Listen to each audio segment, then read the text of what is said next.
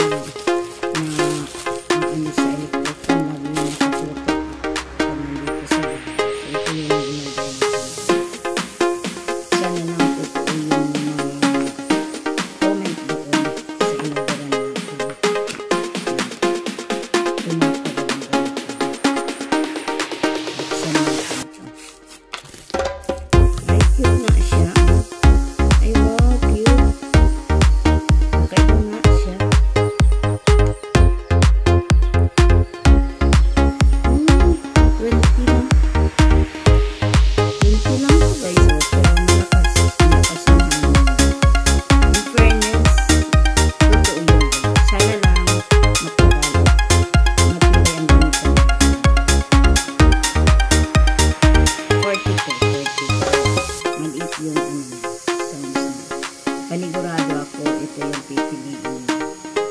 Kahit sabi ko ito ang akin. Sayang lang, no? Dapat pala dito ako kumuha. Hindi dapat. Kasi hindi talaga. Handheld pan talaga siya. Maliit. Hindi ka nahihirapan sa ito.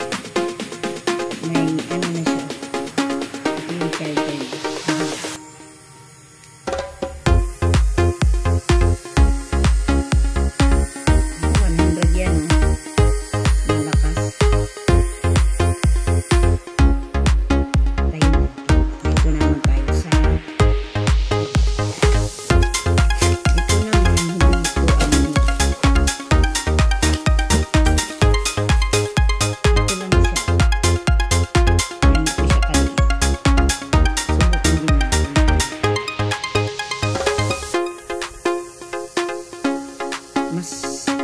Mas malakas kumpara dito.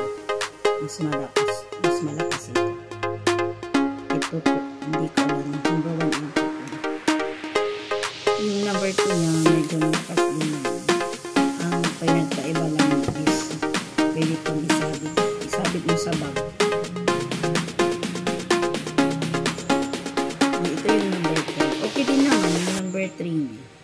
Mahangin. Hindi siya maingay.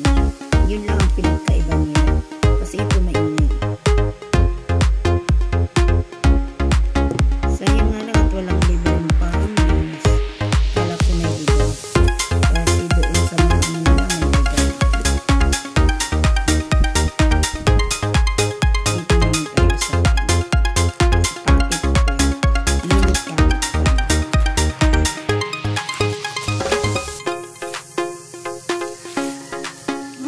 Cute niya, oh. From big, large, medium, small pala to. Pero mas ano ko dito kahit mas mahal. Pero mas maganda yung quality niya. Kasi mas malakas. Tingnan natin. Ay, lumot. Mini pocket pala. Madami naman. Maganda naman ang mga comments nila dito.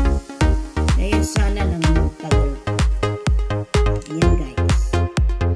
Pare-parehas ang kulay. Para sabi ko nga hindi isa ko nito. Pero alam ko hindi ko isa. Yan lang guys. Dito na tayo sa ibang part.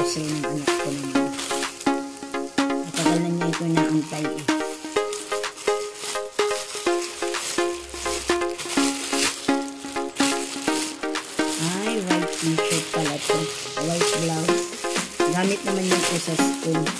Matagal na kasi niya itong inaantay. Pera niya po. Pera niya po yung pinambili niya.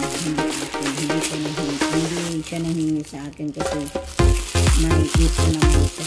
Nag-iipon yung pumapasok sa school, hindi niya inubos yung pera niya.